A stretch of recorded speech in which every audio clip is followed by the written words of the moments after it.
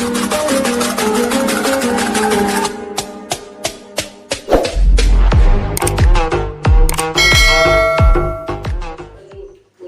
Topic हम cover करेंगे वो सोनार। SONAR।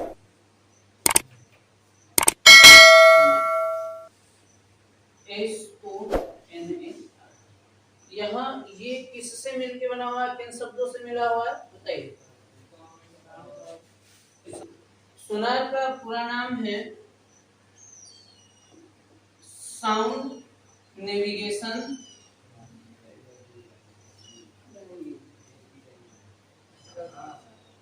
And ragging.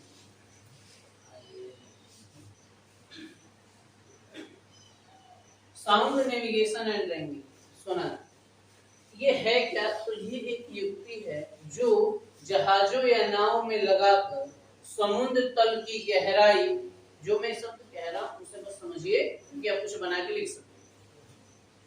जो समुद्र तल की गहराई और समुद्र तल में छुपी हुई वस्तुओं का पता लगाने के काम आती है। इससे दिशा का भी पता चलता है कि समुद्र तल के अंदर कोई वस्तु है तो वो किस दिशा में जा रही है, या हम खुद किस दिशा में जा रहे हैं। यानी जो इस जहाज पे, जिस नाव पे लगा हुआ है ये, वो जहाज खुद किस दिशा में जा रही है। तो समुद्र तल की गहराई नापने में, समुद्र में छुपे हुए वस्तुओं को की जानकारी में और दिशा का ज्ञान करने में हमें इसका उपयोग किया जाता है, यानी हम इसका उपयोग करते हैं। अब ये होता क्या है, लगता क्या है, तो यहाँ डायग्राम बना हुआ है। देखिए इसमें दो पार्ट होते हैं। एक पराध्वनि। पराध्वनि का मतलब है क्या बताया गया था आपको, जिसकी आवृत्ति 20,000 हर्ट्ज से अधिक हो तो उसको क्या बताया गया था, पराश्रव्य तरंग, है ना। तो 20,000 हर्ट्ज से अधिक जिसकी आवृत्ति होती है उसे प्रेषित किया जाता है, यानी छोड़ा जाता है। तो यहाँ एक मशीन लगी होती है जो ध्वनि तरंगों को छोड़ती है, और एक दूसरी मशीन लगी होती है जो लौट के आने वाली तरंगों को ग्रहण कर लेती है।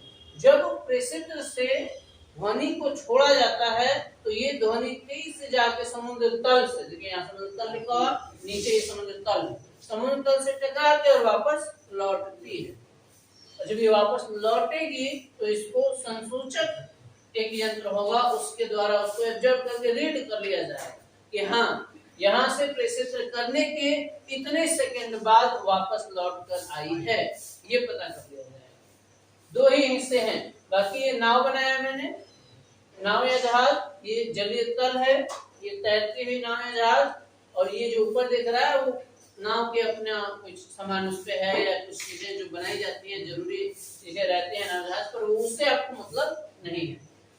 बस आपको मतलब है इस प्रेषित्र और संसूचक से। अब मान लो कि इनके बीच की दूरी d है, इसके बीच की, तो ये जो नाव है इससे समुद्र तल की गहराई d है, तो लौटने में भी d है, यानी दोनों तरफ से d।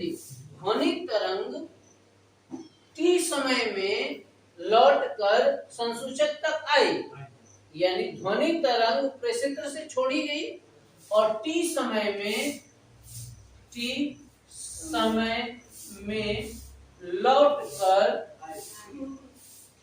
संसूचक तक आई। फिर क्या होगा, अब यहाँ पर फॉर्मूला अप्लाई हो जाएगा दूरी का। दूरी हुआ क्योंकि डी गई और डी आई, दूरी बराबर 4 गुणे समय, यहाँ t सेकंड लगा। तो इस फॉर्मूले से हमें गहराई का पता चल जाएगा। समुद्री जल में एक लिस्ट, पिछली क्लास में एक लिस्ट बनाया हूं मैं, आप लोगों ने उसमें लिखा था समुद्री जल में इसकी चाल कितनी है, याद है तो? समुद्री जल में ध्वनि की चाल, वो चाल यहाँ लिखेंगे क्योंकि ध्वनि की चाल समुद्री जल में नियत होगी। और समय आप काउंट किए रहोगे कि कितने समय में ये ध्वनि वापस लौट कर आई है। तो आपके पास दोनों चीजें हैं, ध्वनि की चाल भी है और नोट किया गया समय भी है। दोनों को मल्टीप्लाई करना है और 2 से डिवाइड कर देना है, यानी d equal v into T by 2। इस फॉर्मूले से आपको गहराई पता चल जाएगा कि कितना यहाँ समुद्र गहरा है। आप लोग ये जरूर ध्यान रखना कि इसका पूरा नाम क्या है, सुनार का किस शब्द से मिलके ये बना हुआ, किससे बना हुआ? साउंड नेविगेशन एंड रैंकिंग से बना हुआ है। ये किसके काम आता है, यानी किस लिए ये लगाया जाता है?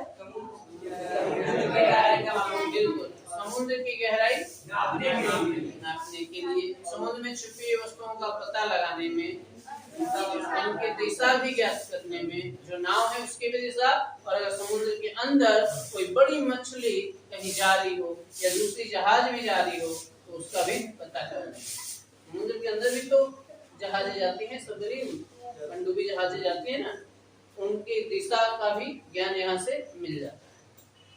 अब आपको ये डायग्राम कंप्लीट करना है और उसके बाद उसकी कार्यविधि बहुत शॉर्ट